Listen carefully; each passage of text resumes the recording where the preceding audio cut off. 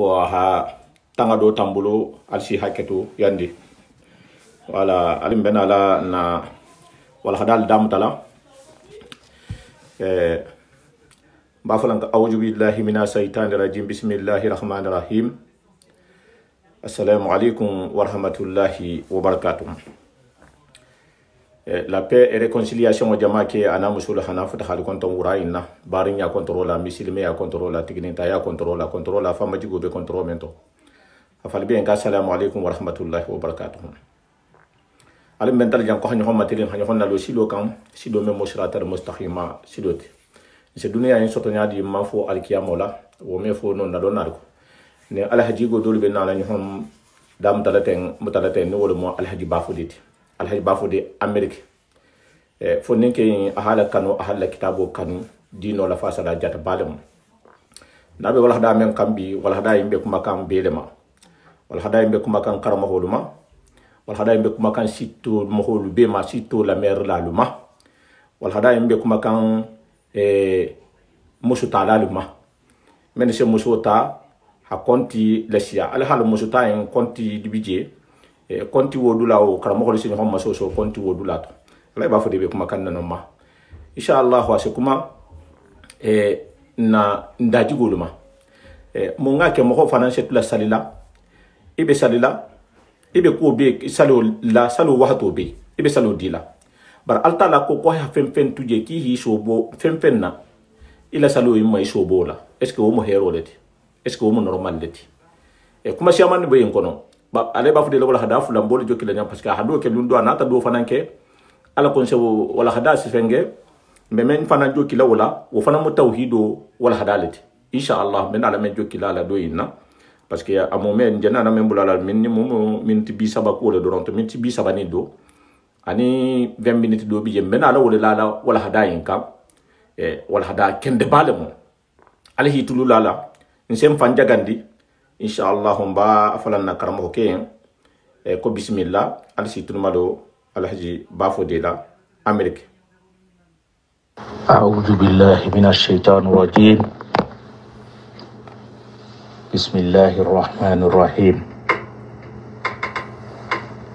Wassalatu wassalamu ala khair khalqillah Muhammad bin Abdullah wa ala alihi wa ashabihi wa sallim tasliman.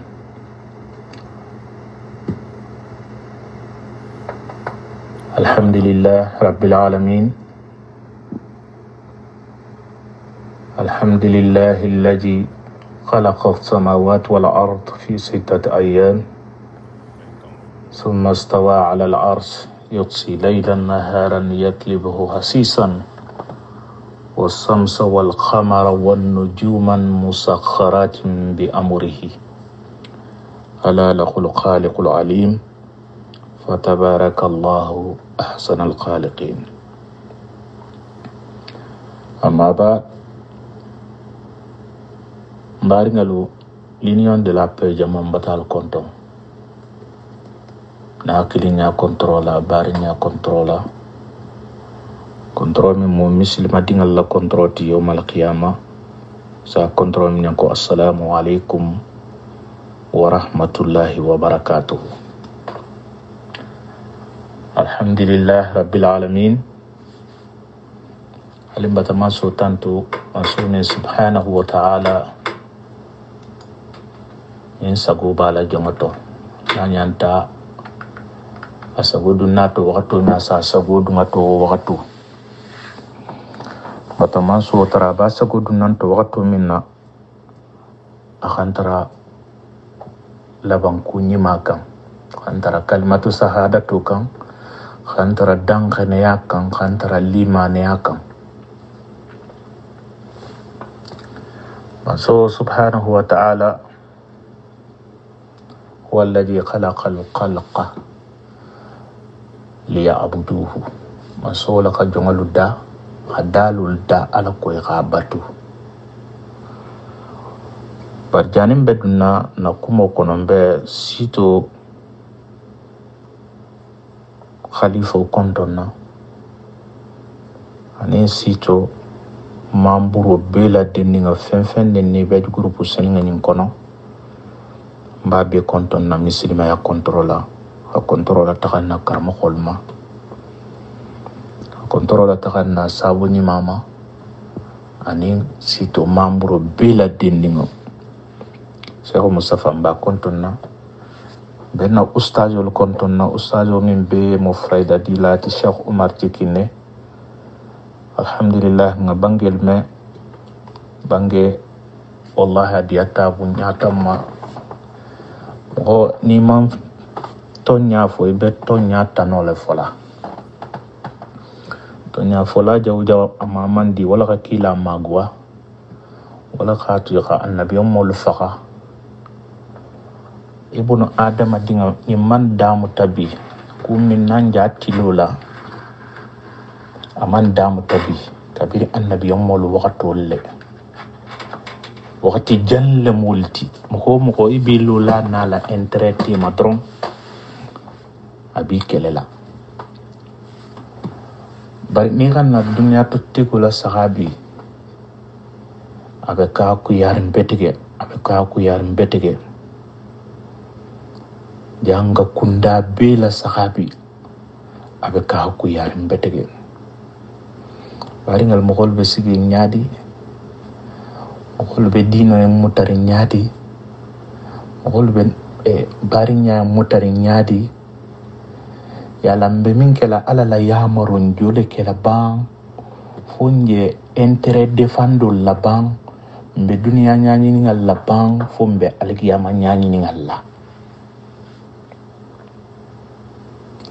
baringa bitata jawu jambi karamo kunda la mer le kunda bebe intérêt dole nyaani ni kan nyokombulu mokol batake kul beba take tamakin dunya labi kul beba take wasu labi kul beba take dunia ko nyaani ni ngatibi nila sa are karangale wallahi karamukol la saha betike ni takata dula siyamambi mokol tenyal la walla khisi ke ko godo soto tengado mu bo ni minga hadisa kilin karang hadisa kilingo d'accord hari la karang manja fame hadisa kilingo kare halon wo ko kotolong abe mon foring ndel man karang bari nin karana ha daile na kumata salon ko karana la monyenti baraka hadisa kilin karan ube ang Al-Qur'ano karan ka kulo karan jahiran fasaru ko ke direct hakura ko karan na akoto be min fori amallong nimbe mokol matung ka kulo fo ha jahiro karan wonya koto min foro mambo banga min fangan jahaliyato debado be siti kan siti do kanko afoko mokolu me wokolu man terena afoko dora musu segita dulse musu konontota musu warula ya lamotin sambin me pakas kala nakumo bejele kundi mokolu min ngadi min nyanyami abenyala ka kewonyale period Al-Qur'an kulo min togon ko fankihu ma taba lakum minan nisa'i masna wa thulatha wa ruba' ni khayen karan kulo jahirola hari kha karan wolella mo min man allong e kharab kan simple lame iseno la fala altala ka kumo damda fula tata saba atata nani khana la ban kilima parce adam talagile bon maintenant aga ta fulo inma parce ni ga fula sigi ni ga kilin sigi halom ko kilin o bitugum donc tilimbalian tenon wala khatla tilimbaliya kumo tata damu ta fula lema wala ko masna atata ozulasa anin saba aw ruba non tani nani fula saba nani khana bonnano bitugun kofa wa in khiftun alla ta'dilu fawahidatan ni silantala bitugun ki meno tilinna la few fula saba nani tema akadam tajamminna asedam tajammin musutat lam tajammin fawahidatan akoko kili wal tata fasari fanyahi dia nyamin ko ala kadam ta fula la makisa fulata ka botanon ki khasabata sabani fula ko lulu ka botanon ko nani ni lulu ko kono la hawla wala quwwata illa billah ha fasari ka dia nyami ha foy ka dia nyami ni mo min na takabo kumo fula bitugun ça fait istigi so ibe tebe dunya tego bitugun ibo le kelekan la hawla wala quwwata illa billah bari nga ku kilin kellon mo ibe fakalale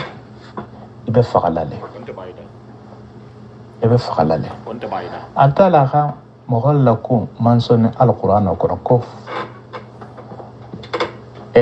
muhammadu mantulu haita ko fa inna al amru bil ma'ruf والنهي عن المنكر ميزة لهذه الأمة عن غيرها من الأمم ولذا قال الله سبحانه وتعالى كنتم غير أمة أخرجت للناس تأمرون بالمعروف وتنهون عن المنكر وتؤمنون بالله. Alquran ayo na ta kudol ta fendole indike ni ha fa ko nyoko yamari ni makela ha nyoko fatan ko kurun kela muhammadu man tolto ni ha muhammad la kuma kona ko ghaira kharni ko khaira kharni ko kharno be fi samantata muhammad la kharno lam waqtul kulu sekke atilingala ko le sefo anya mai ka be nyame ni habo wakatu la khana sigi bila kharnol be nyoko nyama nyamin na imaje kila din ko kharnol kafisa nyokon ti wonyale je dunia la bang kharnol la mo alquran ayo in suratu ali imran aya keme aya tanyo in afoko itlak katamanto leti manto min kafisa manto dolti kharnol la motikila la kharnol bi abento Brahmansia ni gala sahabi ni dia intérêt personnel wala be kiri ntinya yeltanna alfalma wallahi billahi tallahi ime haram dugu ibalu tagaseno ke qabalu hajula yake qabalu ka alquran o karan ka mokholu karan bi bitugum ntel wali lokon tenna seneke lokon tenna khansi ki khake kuma ba foti khadrugo bula ka alquran ay kilinta na hidia nya mi ga fasari wonya ni min ko kabo fole ho kele mari ngalu akemingi dia kila la hadisula akemingi dia afo mingi dia altala ibo tarlalje la sakka fihi firawuna laka dunia insoto firawuna laka dunia ki sagoti firawuna laka mkol faka altala bunya di firawuna lma dunia into ulu fakata julu kharnen lu ka dunia insoto muluku suleiman lu ka dunia insoto ulu kasan keme yirigo soto le itami musandi bi woro sandi bilulu mbaringa hakili ngini ikani la sanji miliari tinya ila wakati kuntundinga la kula me juman saje hakili malla saje kila la hadiso sallallahu alaihi wasallam ni khala saga jahaba jumhurul fuqaha ala anna تغيير المنكر فرض على الكفاية خاكو لكم خاكو بكولتو kila la yamarole ala ka yamar min na xam xol la ton londi la le fanam bentama xam xol fata ko kurun kema fardul kifaya dole mu kunu nga fonna kumoto nko ku kondingo anin ku kurungo nko différence bi te mais peut-être na explication le mo xol ma ko dia me ku kondingo be salo kono nga exemple dal mal sana faham la non junna ni ki dun ta salo kono sa hi ko Allahu akbar iraf ko Allahu akbar ibata qur'an na salo kono bon imam fem man kan fo ni salo bo mete ko Allahu akbar ibarata ki fendo kete bulbale ki nya fayno ngana nasaka ijanga minke ku kondinga la mo amila salo tinya barasila salo nakasi ibolla mako ku kondinga ou bien ibe salla ira baraki jana ma fanga la saka ki marala saka kulamu amila salo tinya barabati la salo nakasi bolla mako ku kondinga salo kono ibe mako ku kuruma bitu jeno moko makumo hasidia ni bebe ku kurungol le kono bitu mine mo junube koluti difference ni be wol tema to kila la yamaro ko man raa minkum munkaran bitugo yamaro nalka niminga ko doje ali nyokon tema ala fi nyokon na ga dia na ga dia ka guay ite mimbi makke e ala ki yamar minna alquran ayo la menti wala ala ko wal takum minkum ummatan man tulisa taralti ma yad'una ila alkhairati walisa kililo ke heroka wa ya'muruna bil ma'ruf isa ya'muru ke kuni makila wa yanhauna 'anil munkar isa la tondo ke kunkela wa ulaika humul muflihun wala mugalti muamil be kunna diyari mbari muslimolu mbari njaham golu alin na société kono bi mumbe na société le kono bi bari ngalu siti nyin la wulta mumma ala ko khabulo do nyombul siti nyin la wulta mumma ala ko ka nyogon yamar ko ni makela siti nyin la wulta mumma ala ko ka to nyafi nyogon nya awa ajanga ke o contre leti siti na be kerim bi bari ngal kamol be me firi auditeur be me firi groupe le be sigiri nga ben fokuno ala saganin tonyale nim fanyale banga se ke sito kono sai karamo bije bo karamo ni aketa mo masai atenin karamo min ngadi asabo sign aso condoléance présente sign auditeur le karamo ko na la ko khadiyan asabo sign ko condoléance présente sign bon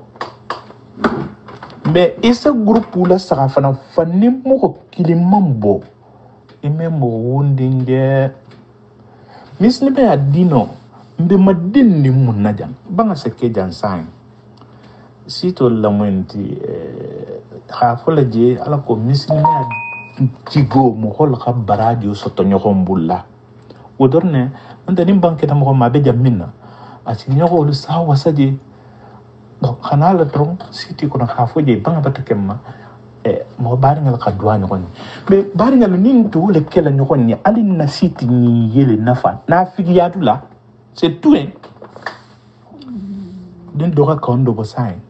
karamo mi o man dia se do kili bari ngal nga kumi nge sito in kono nga sigi nga korosi mala ben gide la kan samba jamminna mala jen gide la kan samba jabujandi auditeur be siti kono nonte adanga la muinti muslima ya dino ni mo ba kono nga mere be muslima ya sari ngal le nyanyi nin kan kilo ba ke siti kono ikana nyini mfango jomu ikana nyini mfanga ikalo memu atala kite ya marle nimbanga kete ha me ko bang kete ha di nyami na sito ka inna lillahi wa inna ilaihi raji'un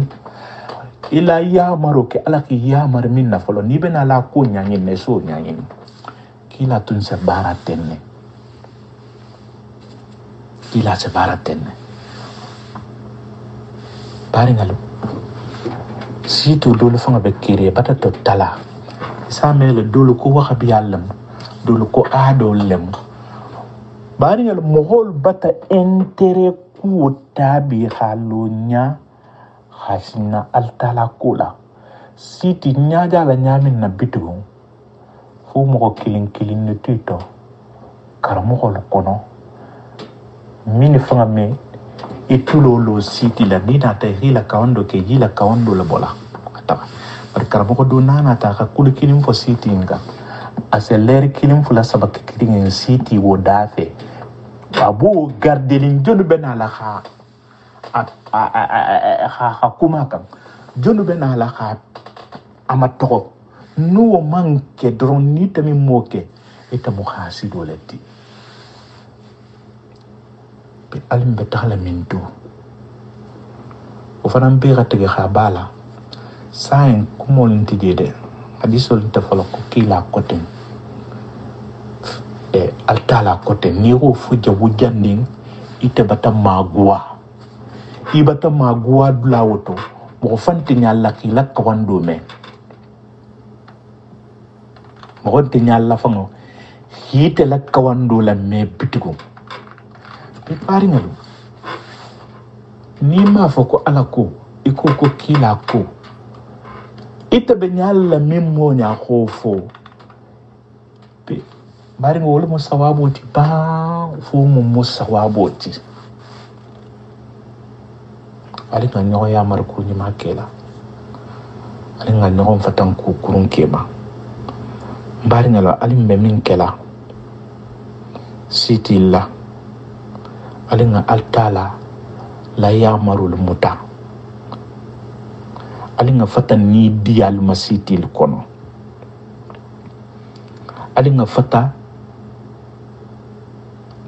to nyini ngal masitil kono ali nga fata dunya nyini ngal masitil kono kamo gol be dulalto isa mele kunta munyinati ntel be munyinata albe kalbe be tala sila kilne kam bar karmo ko isa tara ibi wala bi nyokon kele kam bango khasiya auditeur al fangati la hawla wala quwwata illa billah la hawla wala quwwata illa billah be alim be tala minto ala ma hakili ma dilan alma ala mo benna sawaba ma barne la alim be sallabi alim be sunna alim be jakko dila bani hala saka se fonna kawndul kono waktu be jomo min be salla ibe sunna inta kukungo da bulala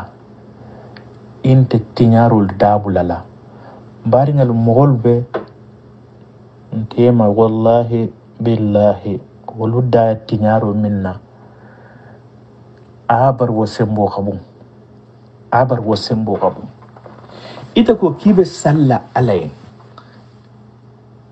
altala alqur'ana kullu وبيجي أكوكو إن الصلاة تنهى عن الفحشاء والمنكر والخطلة أغمخولي يا مري القرآن كنو كو وأقيموا الصلاة على الصلاة للو إن الصلاة بسيكو صلو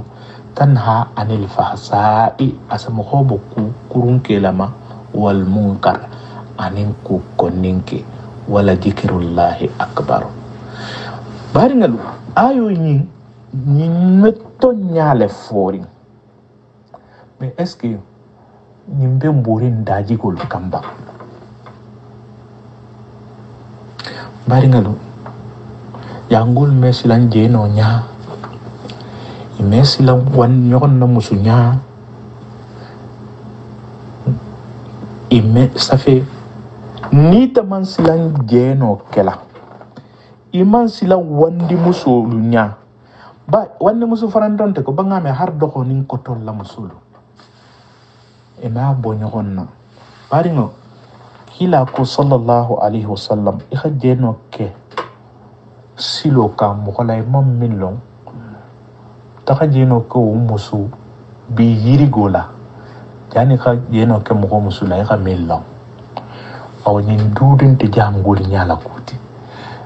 dol abi ko to kuy be mbal salti yan ko bata kura salla donc ko tel medjani muhammad sallallahu alaihi ta gabru ko ala musul saltala he ta gabru ko sahibul saltala he ta gabru ko sahibul dingal saltala he ta gabru ko ngam bim bali jela wol saltala ka alquran o karan he si ta gabru ko billahi basanga bulay kanna iki sigidatu dia fula ko itabe dunna aljanna le iki famma jagiya ifamma jagiya mari ngalo ni tala salomi bonin dudu kan kila sallallahu alaihi wasallam ala hadisoto وقد جاء في حديث من رواية عمراني عمر فلولا رواية كنو وابن عباس أني ابن عباس رضي الله عنه الميام فاليما يغميتا يقول من لم تنهاه صلاته عن الفحفاء والمنكر لم يزداد من الله إلا بعدا مهمنا السلو mi fatan ku kurun ke ma anin ku konnin ke ku me salo man kunyi ne ta mafoki matakati bom alala ka alala gisbuk jidi kan alamun tisloma ya kila nyinin ka sallallahu alaihi wasallam su'ila an-nabiy salawatullahi alaihi anil qawli allah kila nyinin ka kesan ko inna salata tanha anil fahsai wal munkar khala man lam tanhahu salatahu anil fahsai wal munkar fala salata lahu ko kila ki kunyin kunin mu'min na salo ma bu kukurun ke kan ha bu ku kondin ke kan yala ko wala salo wo ma yamundi ça fait ko salim to tigiya parce que ibe sallay la salon de tala ابن مسعود رضي الله عنه وكوكو أن النبي صلى الله عليه وسلم أنه قال لا صلاة لمن لم يطع صلاة صلو انت مهم صلو لالو نيكو كو صلو لالو صلو سكي نيادي أما فاصلو كونو جنوبو ناس ياتا جونغو فانكان إسا مبو على لالي استغفارو ني صلو نسي مدون على ni takaye istighfaru nin salunti madunna alala foki mabo alala salo mu batulati min sa batul min tanha anil fahsai min sa mo khobo ku kurun kema anin ku konninke men ni takaye tan dabolema bari ngala linga hakilotu alinga hakilotu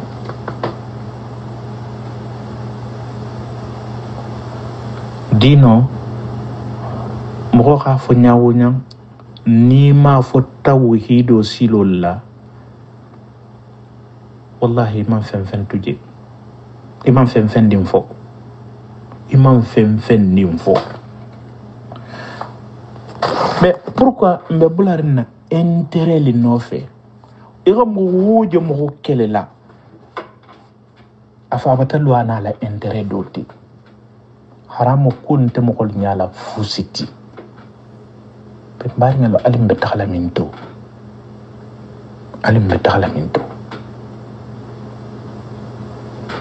matama sotara alamun kisilakan tangga matama sotara alamun kisilakan tangga nika ibn adama tingala kula sa alanya silanya fui mejo ngokisi fu kila la hadiso ko inna allaha la yanzuru ila ajsamikum wala ila su'alikum walakin yanzuru ila qulubikum wa a'malikum atalante mo fate bangula sakala anti labasen na sakala khilo khake kuma ba foti ku ba keti wallahi altala ma ku wontula altala be mo sondo me kono la sala isondo me kono abe non la sala ala mo sondo me nyima di lamma ala mo sondo me nyima di lamma kha ala kano dun sondo me to ni ala mammo min kanda hala kano di sondo meto wotiki kando be gwalale bari ngalu mogo ki neni mogo mi neni mogo ki ila dia mogo mi la dia ni be nyalla altala le kemma fi bari nga tonya fo mogo li c'est tout hein tonya fo mogo li ni mo la fo iride ikana fe fo mata man so tara subhanahu wa ta'ala karmo ko min be jam mbata ta'ala tara naliya fen ni be kawando kala khabaraji le ngini to alma barajo kala nali bela dinninge barali be min kala ali nga fata nyohon keloma ali nga fata intérêt ku defando la ali nga dinal islam la defandi ko altala ha fonye nyami bari ngalo ali naden tala jang ko ninga muslima ya ko naden tala jang muslima ya dino la nyasi fa nyogonni ha junubi khafari nyini altala bulu wose ke munto ka muslima ya dino sari ngalo kholle la nyanyi nin khalon bari ngalo ikana lek moto nin kubla ta ko min nga dinte ye mo min nga dinye mbe tagalo la ka mo min man dinye nte tagalo ka mo min nga dinye nso la ko defandi mo min man dinye nso la ko sabote marinya ibe mo ya mo le la ko nyanye ne dan ka sabote ou bien khala bemba fibe siti nyin kono khal tala la sari ngale nyanye nin ko ke awani bo le nyanye nambari ngalo bari nya to jukko la khanin jang nim ku min bulata sewa ku ali be gaden alko sewo ke nin tana min bulata ali be gaden alko tanoke tana se bulata jang mo keme fulani ku min be siti kono saya se kidan saya mo min se ba metambe mo lulu mo tanna na fa ngosi mo lulu mo tango fa mo mba se ke mo ti vraiment min be mo nyama nene la sito kono mimbe kuma kan dima fo la mo holiya abanta use mo nadi lulu woro soto ha condolence fa barni wolente mo ho beside mo ho be siti kono mo ho keme fulani ko talim be takala minto barngalan kana ko mo janya wala kata ni tersa dimma janya alako mimbe fola faka mo kala barikila la hadiso bege ko innamal a'malu binniyati wa innama likulli imri'in ma nawa وفي حديث وفي هذا الحديث العظيم يقول كان ثلاثة ممن كان قبلنا في أمة مادية مغسبتون بجي إسافو سورة الكهف إلى كوفة جيكونو بارو بيبي دندين نغنيل لا حديثو دامو تولموتي كو بارو بيبي دندين نغنيل لا نغنيو altala se moho juge ingane lema ko nya sifata nya suratul kahf kono foninke sabo e mine takata dum falanga kono mais kila wakatula ku tambiringa la sala sahibul informé la le wala kila sa mokol kayn lon qisatu kono ko because boko jumando moyndi mo sabuni fundinke sabalamu kila ka ala sahibul kibaru min la kula Foninke saboni kumala sutia buloma nine ki seng ifang kulela ifango la baro ki seng wolela imi seng konna ngan seng baba barakola ngan seng mfandim barakola ngan seng bemba barakola Sayyidina Ali ko moho mimu moho kendo to womi iwasu moho la fa fango ami si wasa ami wasi bembar isa fala konte iko moho sabo min tata dum fala ngokono iki wasu fanga la barulla wala ki bo fala ngay kono iki wasu khafo kukumi ikha ke alale kumin dolo tuje alale baniran telje kumin kela jebi tuda jebi fonin dasata awa afangai fisaminto mogo minna se sangal tabala mana mogo lu kunnabi e ko la fanga sobelo bar mogo ne ateku ka atemu muminolti a iten ta fositiye bari ngalo ni mo muslima ya takanya ale tibang ali ngabara nganyang dem fanga la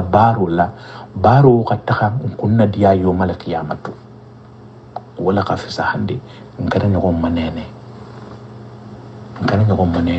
poni ke sabo ndarta dum dinko ye khiburle parce que altala batal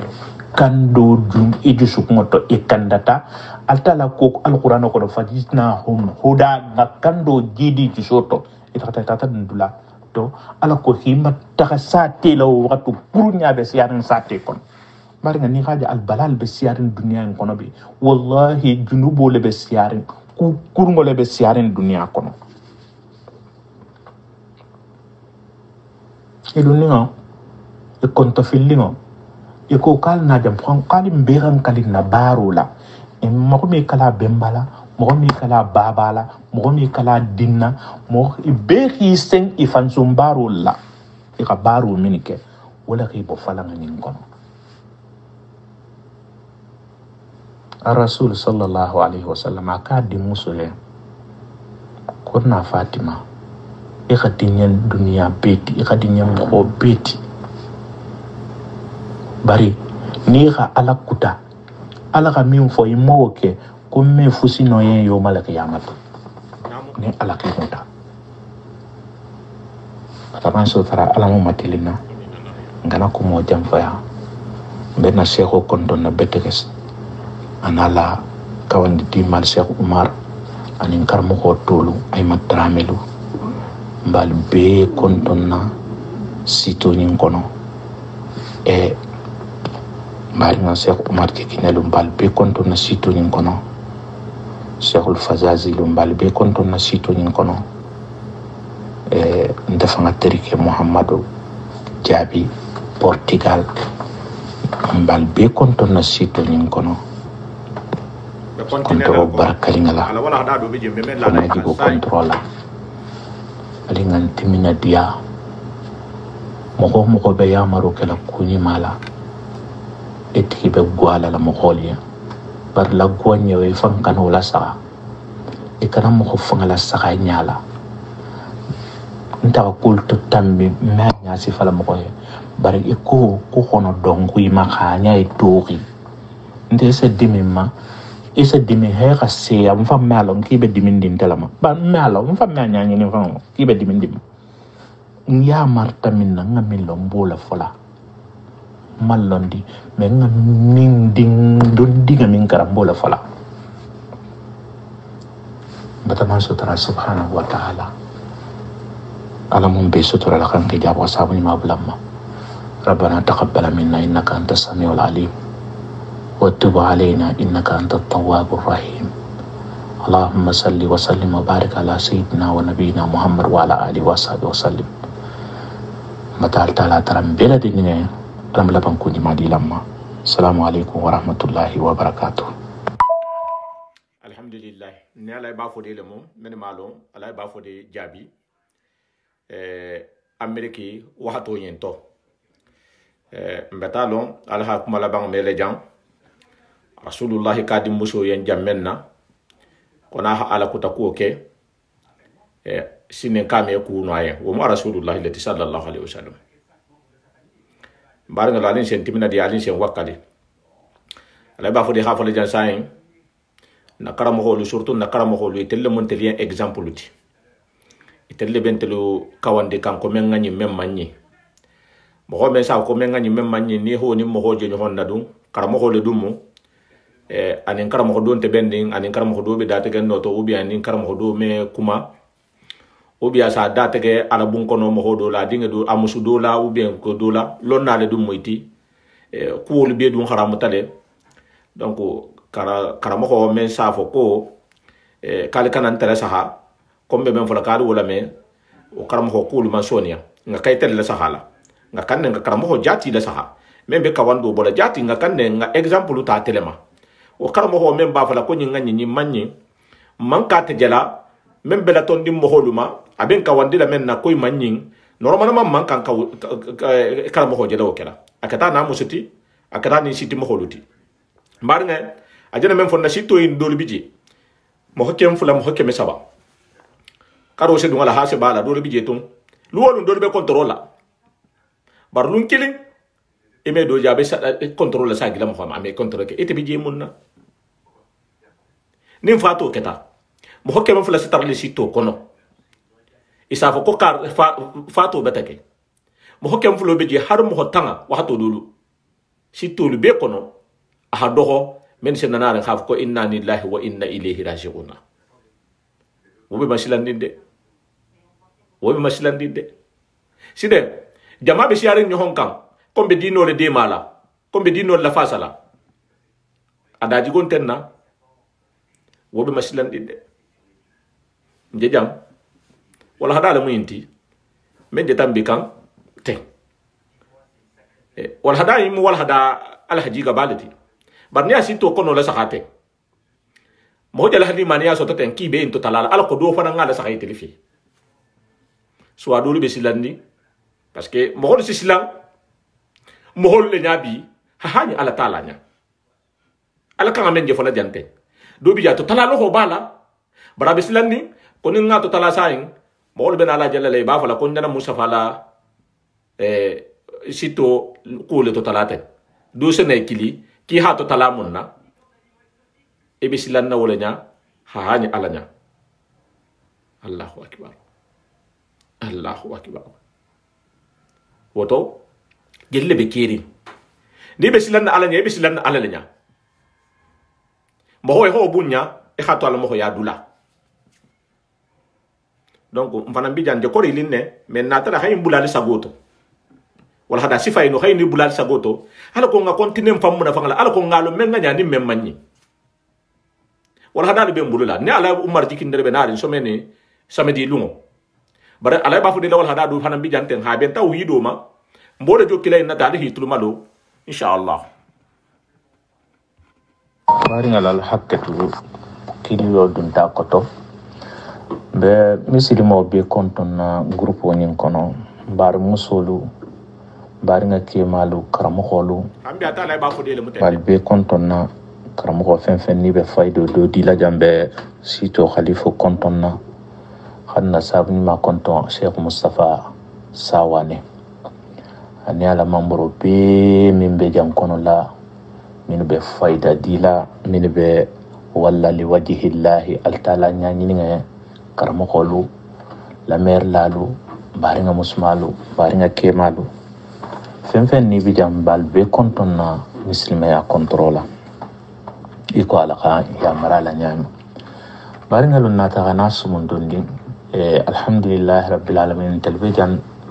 l'heure in number 5h du matin ba bila l'heure ma falinta 4h la muindi me abata 5h du matin so do be turin nyen subaka salo lan ko jani wakatun senangana sumun dondi nim bari ngalu ba monna kila la khafanya ko dino mo konto diala ta dino nasiha besu monna mun kan bari ngalu kila la bangel lolmu kila la bange mo kan kila la bange do bange isatara ibata ke ka takila ko alkala ka nyami wo ma yantiqu anil hawa mo min me kuma ni diala ni ko la bange ibata kuma ikate o kono alhamdulillah rabbil alamin dino nata khamol tara kudolul kan mininin altala sariyangal meben nabiyam wol nata kanam bolle kan kila dingal nata walla altala ka fanga mal bula dunia kono hakurai ni la fanga u be hi kuri hi bang munna adama dinga bota la kan fo le kono la kan fo man siya enti fakhola ni mo fakata ente fuiti bitugun donc ala kan bo fakho wala kono hanna ti ngarinte ya kono aben bola ngarinte ya o fonan kono han samba fakho kono munna kan bo kono hananti dunia jan ko ngana bara ha baro munna na tambula la jam birimbe basal adam ani hawa alayhima salam biri ika altala kuta arjanna kono altala ka tongo la femminne khanani wo sagu wala kan bebo arjanna kono ala koyen ko ma naha kuma antili kuma hadihi sajara yo nte ma telefulul la ton kal kana yiro en domu o me adama dinga nga yiri dinga en domu tan na tole kam man na tole be mbulubi hambe dunya to tigo jamina ma e soro do na to ko alla hakum takasuru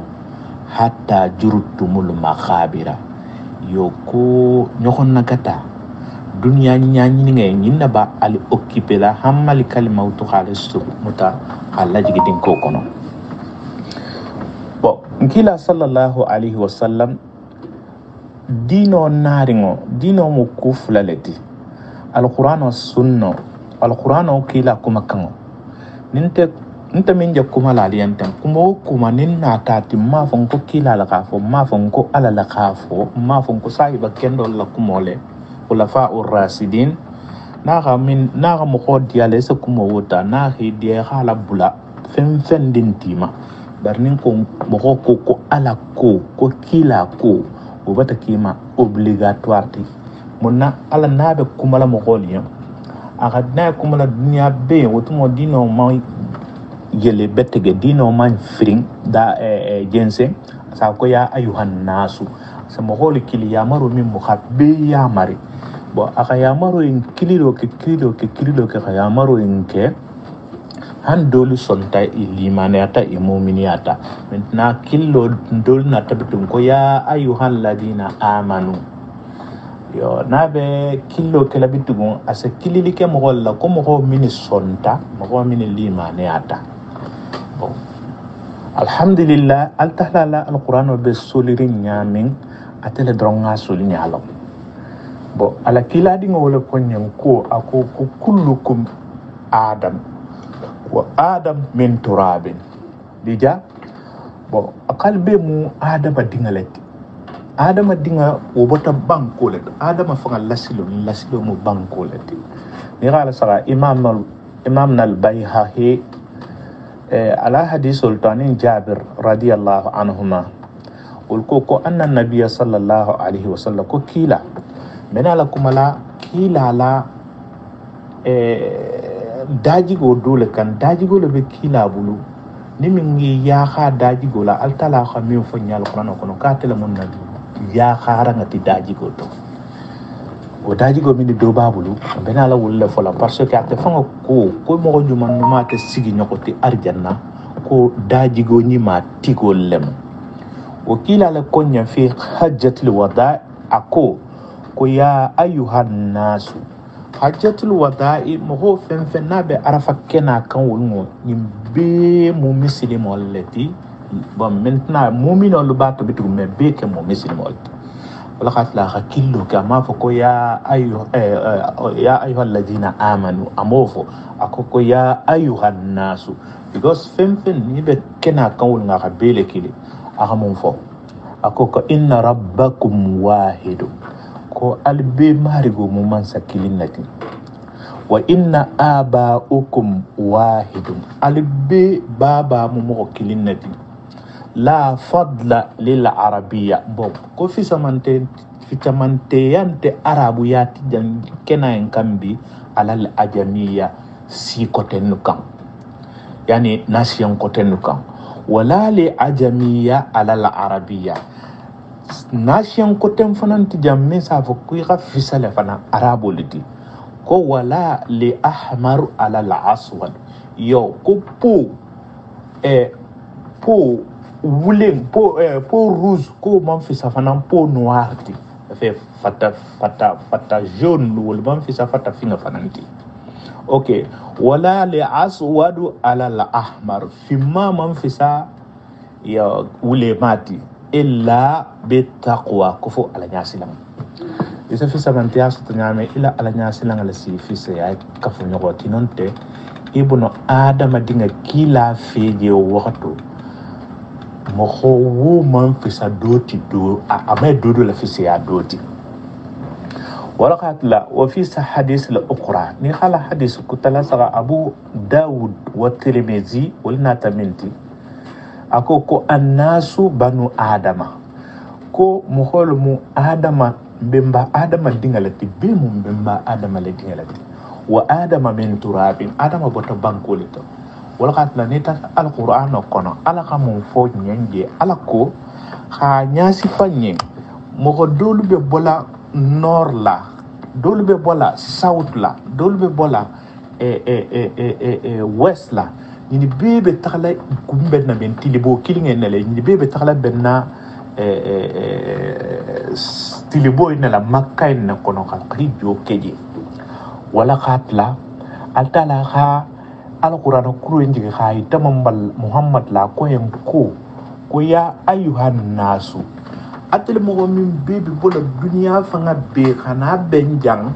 ba sanga kono la demeke la dinga minga sia arafa lolu ngati ambi dunia kono la bira folo tahalo tam kol mi la de lunna lumin na la dinga sia ya arafa lolu ngati wakat la kila kaem ko ya ayuhan nasu kum khulu inna khalaqnakum ntela khalida min jakarin kabo kele to wa unsa ani muso jonin jomoti adam ko hawa waja'alnakum natalike su'uban etaliti dunia kono khalike jamana mukholti khakura jamana o fanan kono wa khaba'ila nga khaba'ilolu tara jamana o fanan kono munna nga sigi ten ba donin do ka sutu doti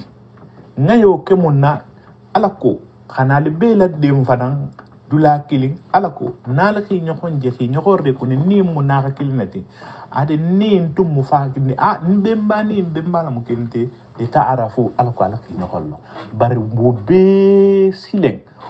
ngayin kele alako nyokollo al kamamme alla bunyante alaya akoko inna akramakum indallahi atqakum mogola mogo batinte alaya min silantante alanya suratul hadarat kama donc la farqu bayna qaumin wa qaumin wala bayna lawnin wa lawnin kula farqu bayna qaumin wa qaumin khafa kuf difference intiji ko manto doing ça fait jamana doing moko ni jamana doing moko ko difference la bitum ko la farq difference titi wala bayna lawnin wa lawnun ko difference frante couleur al couleur seno bola nyoko mako bar wonte fisiyati innahu ko min motimo yahtarimu al insanu moko atala la moko la bunyala moti eko data banko min to banko qualité siaman na tata data minto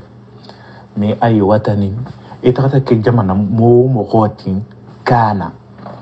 aw min baladin kana wa min ay yani tabaqatin kanat iketa jamana wo mo hoti iketa nation wo mo hoti iketa couleur wondinti la farqu altala ko katala kila ya ko differences tije bayna fi'atin wa fi'atil ukra minan nasi, c'est-à-dire groupe ni ou bien nation ni ou bien état ni fi samanteyan tije mohoyen wa kullul mu'minina mu'mina bi iqwa ka be mubarak malati la i'tibar lil ghani aw al faqir, c'est-à-dire différence entre kilaya ni mubanna la ou bien ni mufqaroti fi taqdim an-nas mughalla kul qana aw ta'khirihim bal al-wajib injaluhum manajiluhum ibe altala kenya anin kilaya akhi bebula miran kilin na kono mirango kono bitugo altala la kila la mbemba ana madinga la jigir banko en kan kalta banko kan parce bata so je na to batan na boji kalta konse kando sambal kanje wa man tabi al hudaya nemin tata bala kando ko bitugum akola mako inna akramakum indallahi atqakum safe wotigo le bekela bunya mokoti altala parce que abunya moko mu jonti ala ya mo min silanta altala nya fa yakunu minhum man yatamanna yani على أسرة العراق هي في يعني المجد ومن يتمنى على أسرة صغير دول سامرة فامين وبين قبيلو ينكون قبيلو لقبون يمنا مقابلة باتي وبين دول سامرة كون ينمو قبيلة دون مودون ولا مندي mais kilaya est-ce que obiki kilaya wontiji kila la bara dinga mini ba ala bunkono dol bije mini be occuper ala kurola dol bije mini be occuper ala kilaya la dol bije mini be occuper ko kutalla mais fatafinga le bije fatawulenga le bije c'est bébé mais ñini be belari nga yen place kilin to xafo ko ni be mu xoleti ni be mu xolti al farq maintenant wala bu ala ñaasi la ngati mais ni taxata sa hari illa fi al masjid har misrolto yani xafo ko ni marigo sigilla la munti banal sigilla la munti farul sigilla la munti ou bien masjid atala masjid wonti je nimin folo nata wala bi sigila min gamin yedia kila tunse vive mo hol tie matenne batani ni ala bulo ala mo fahamo le dilamma ala mo fahamo dilamma muslime adino sariyango anin jongola miro hakilo sariyangan tekilinti wala khatla altala ko alqur'ano kon fo man lam yahkum bima anjalallahu fa ulaika humul jalimuna mogo kiman kiti sariya ngala sariya membe altala la mo ala alquranati ko mogo la mutoni kirlalti kila la kumoluto sallallahu alaihi wasallam kila ko fisa manteyante nasabiyati fisa manteyante fenfendinti fo ala nyasilang fakat me khata alquran kono altala khamum fonye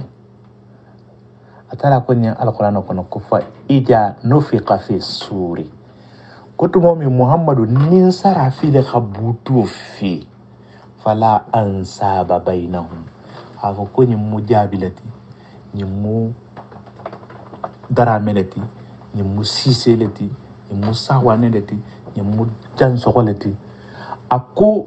nin sara fil khabutu fi ila nasabu wabata tukuma ila khabila kuba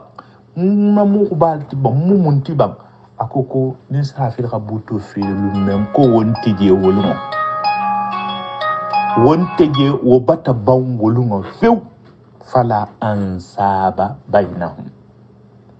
yawma idin wala yatasaaluna بل إن الله عز وجل سيرفع القدرة ويعلى ذكرها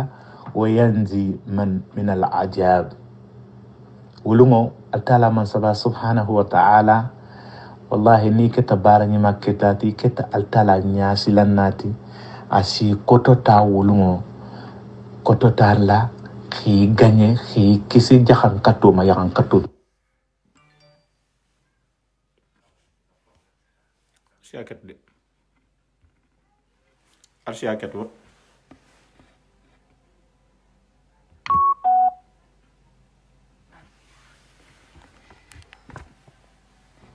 ako ko inna ansabakum hadihi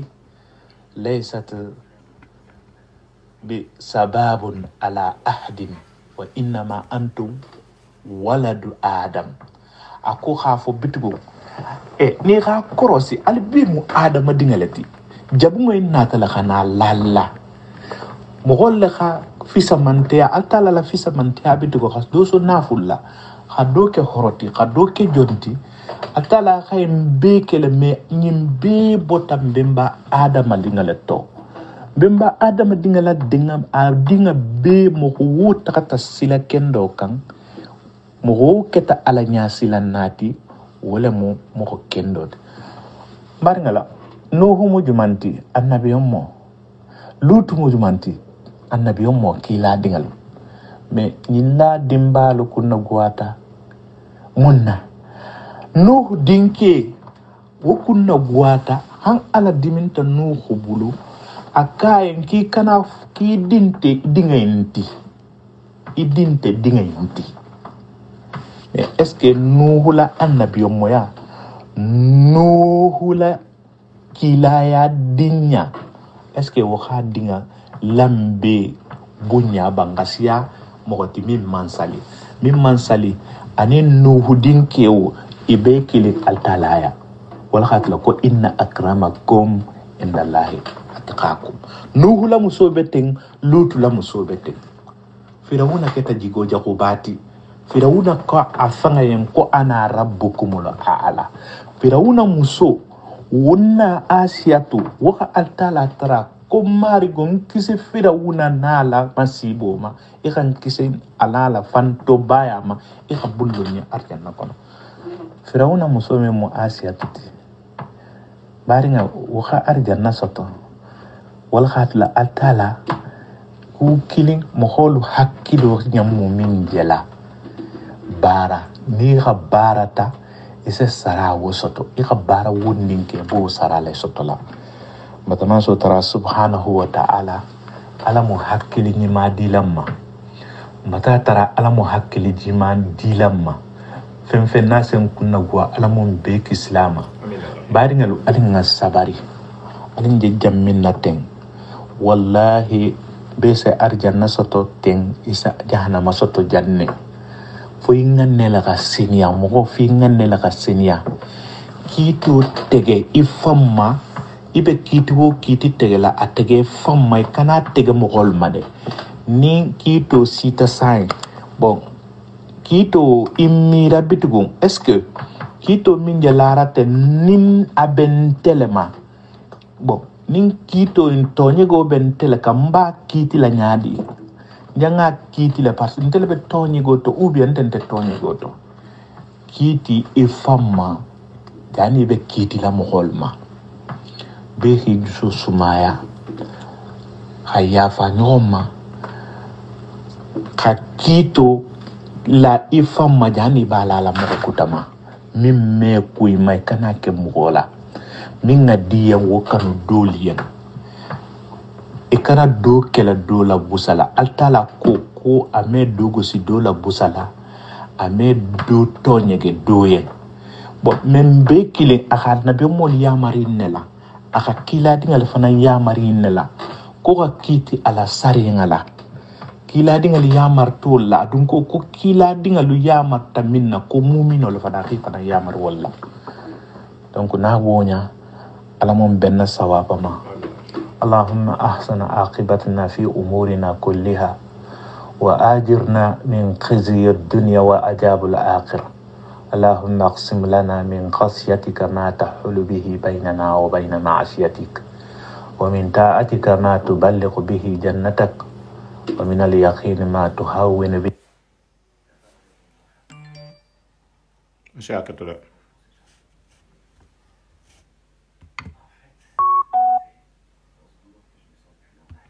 واجعله وارثا منا واجعل سعرنا على من ظلمنا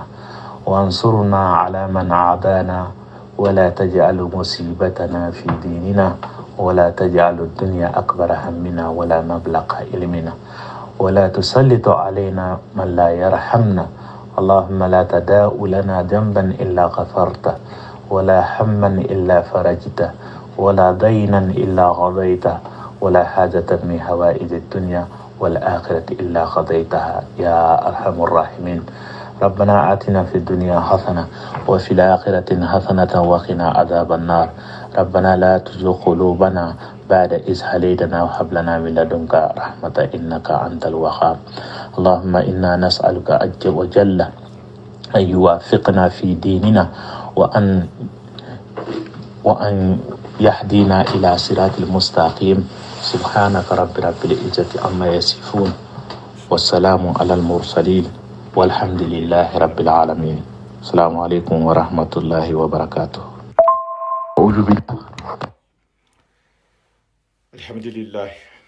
الحمد لله رب العالمين بارغنا مبتا كتا متا نا hanjambi ni alay bafode ni na ustadi ba ngay ne bulal sagoto bi bu mardi leti asi continuer na mela ad sa partager alin sentim na diya ni honna alin ngambulu du ni hombulu ntel tamu ni honti ntel mo kilingati bunya kan anin guliya kan insha Allah alim be continuer la sumunna alim be continuer la sumunna almo herakalam be alin sentimina dia ustad Muhammadu Mbatal la fongo jen to malu ngal bela contrôle men be ha message save men be ha eme nyabal bela ala barka ali sitimina dia ali si wakali wal hadafa nan al se continuer à partager la fusinte mo hola al tala al bata me janko mbe jang nata arkiyama la nyinen dula jang ni hajam nata dunia jang faranta al tala la ma sa fondin sire halela man na jang ko hanyo hon tonjigi natal jang ko hanyo lo nyo hon fi hanyo hon matilin hanyo han na lo siloka hakke nyo hon de malati parce que mo ni kat sabuti do yen khal matilin khala lo sila ken do kan ise barajo soto isate atefananse kisi mbe jang wolela woto be jama bi fanantrala ter man kelelo man dali kelola nte kelela tin to mo do yalati bari to nyogo ani hakulu lankene maya nyohon na hani nyohon nya mfana nshole ke na generation jahango normalement jahanga ya nje ku men laten jahanga ya mandali kushi faindla critique dum positif on très bon la jang critique positif ku jo mambe bende na société kono ku jo mambe fengere parce que ku do lu bije c'est vrai alhamdulillah na tella jahanga alifa do nga nyohon bunyale nyohon guliale bije voilà bari kharamadi nya be se ku fahamo ita kenyale ma wala hake ku do bije négatif le moitina kulu kono la o négatif o lun se continuer le fola jang ha débat ke alako c'est ben si la kilinga kan nyamen na se nyohon fahamo nyamen na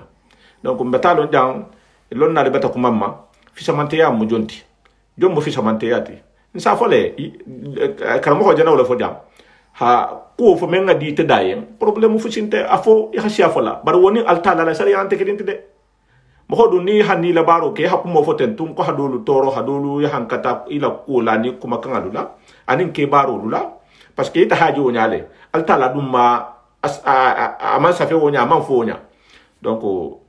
ala mun kala nyohon ne sabu ni malati ala kanan ke nyohon ne sabu jahuti menare ni na ustad ba benari samedi lungu lambutu na wala hada be alhamiso pardon alhamiso menare alhamisalun ni na ustadio alay umar jiginne wala hada kan wala hada kende ba est ce que na alfadu